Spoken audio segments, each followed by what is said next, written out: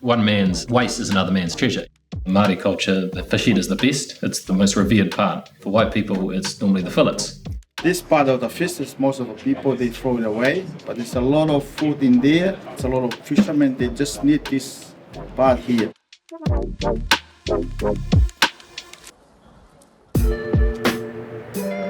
Māori are the original inhabitants of Aotearoa, New Zealand. In traditional practices, in our own culture, the head was the most revered part, and you would often give the head to the chief because there were many nutrients in the head.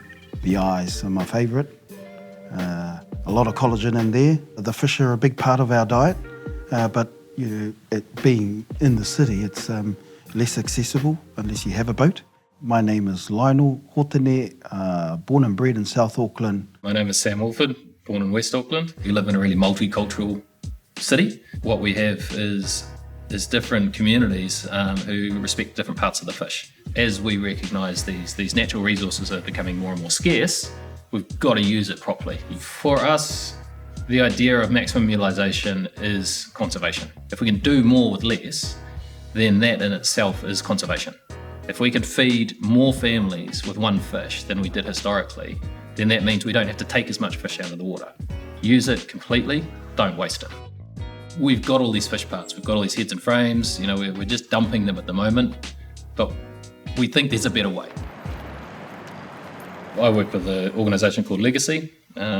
We are a non-profit organisation and we're focused on looking after the marine environment. At the moment there's a lot of waste in our commercial fishing or industrial processing streams, and that's something that we need to address. So we first met in 2016.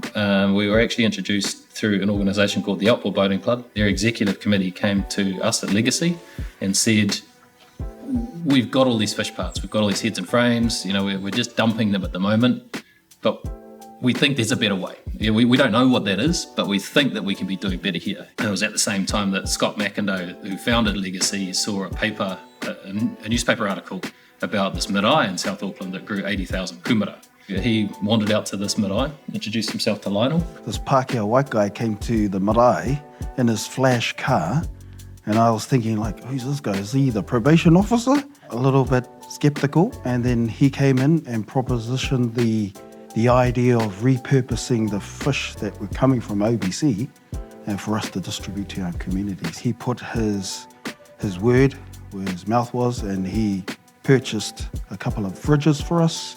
He then went on to get us a van for us to be able to distribute that, and it's been all go from there. A marae is likened to a community hub, a community place where all people are welcome. In this urban environment, we look after everybody, no matter who you are, where you're from. Well, we've been here since we were little kids. We used to run away from the garden. Now we find ourselves running back. Kai Ika is a logistical service that actually collects unwanted fish heads and frames and gives them to the community who appreciate them. If you don't want it, share it with somebody who does. So we fillet your fish. Any of the fish parts you don't want, we take back to the marae. So it's a win-win.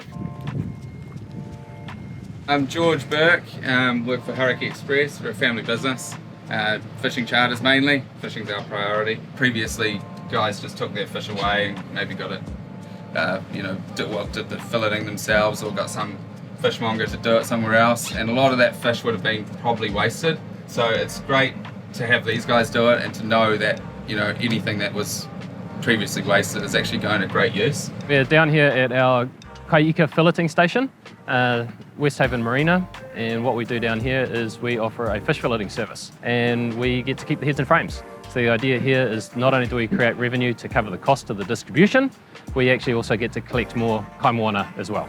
So we're taking the frames, and you can just see how much flesh is left on that. And there's also a huge amount of flesh on the heads. So in the cheeks, up in the top up here, there's just heaps of good food. And there's also the wings. Now these wings are gold because each one of those is a meal in itself. So this is our Kai Ika container. So this is where the community comes to pick up their fish. We're never short of recipients. At the moment, currently we're doing about a tonne a week. So today we're going to do a fish curry. This is the snapper head. Snapper head, best part of the fish. So after we've finished smoking the heads, we're going to remove the skin, the scales, and some of the bones that we'll use for broth. Look at that stuff. This is the collagen. This is what you want. This is the medicine right there. And then of course the best part, bro, the eye. So you look at all the meat that's in there. That was just from 3 fish heads. So imagine all of this getting thrown in. All of that came from, was it 5 heads? 5 heads. 2 wings. 2 wings. And we're going to make a dish that'll feed 10 people. We're going to go in with our onions and our ginger. Chuck in the curry powder. And then now we're going to add the coconut cream. There it is. We're adding in probably about 2 handfuls. This is a recipe that's been handed down from the ages. So I'm just going to give it a little taste.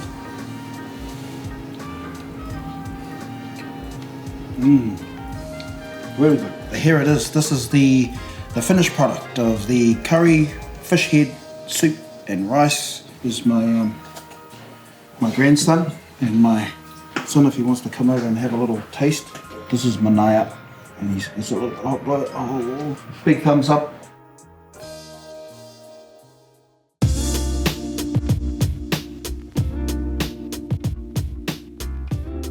You're holding identity. This marae becomes very important. You should be proud to be Māori because, you know, my grandmother got strapped at school for speaking te reo, speaking her language. So we're in this space now where we're revitalising our culture. A lot of our whanau that live in this community are in low socio-economic status. So, you know, after paying the rent and paying the power, you know, there's very little money to buy food. So, yeah, this often becomes the first choice. So this is our edible garden space there. Over here we have our classroom. So up here, when we first started the Kai Ika Project, we were having problems with a lot of the guts and what we could do with the guts. So we just trenched a lot of it. Historically, 36%, 38% yield from a fish is considered good. Through the Kai Ika Project, we're aiming for closer to 90% human consumption. And that last 10%, the guts, the gills, the offal, that goes straight into the garden. I come here to pick some fish for the people, for my people, for the church people. I cook it with coconut cream. Yeah, really nice with the onion.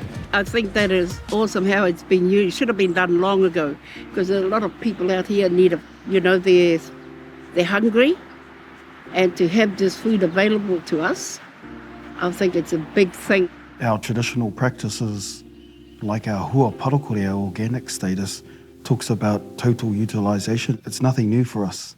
And we have a saying called ko au te whenua, I am the land, and ko te whenua ko au, and the land is me. So the well-being of the land directly relates to our own well-being. And that looks like looking after the fish and being able to use the whole lot. So it's nothing new to us, yeah.